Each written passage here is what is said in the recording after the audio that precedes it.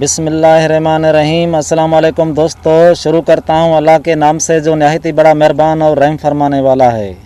इस वीडियो का टॉपिक है सयारों के हिसाब से हमारे मुल्क में पहला रोज़ा हफ्ते के दिन होगा और व्यापारी लोग।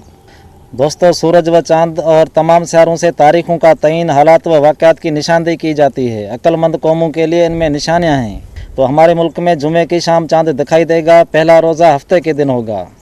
और व्यापारी लोग, मैंने कल टीवी न्यूज़ पर देखा कि कराची के कुछ दुकानदारों को कोर्ट में हथकड़ियाँ लगी हुई थी। पुलिस ने उनका फसाद फैलाने के जुर्म में रिमांड मांग लिया था।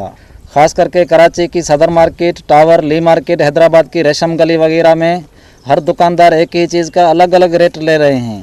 इनको कोई पूछने वाला नहीं है, क्योंकि हमारा सारा निज़ाम मंथली पर चल रहा है। तकरीबन इनकी यूनियन बनी हुई होती है। ये ज़िले इंतज़ामिया से सेटअप में रहते हैं। लेकिन इस वक्त अल्लाह का अज़ाब ऐसा आया हुआ है कि दुकानदारी खोलते हैं तो वायरस से मरते हैं, अगर बंद करते हैं तो भूख से मरते हैं। ये है अल्लाह का अज़ाब।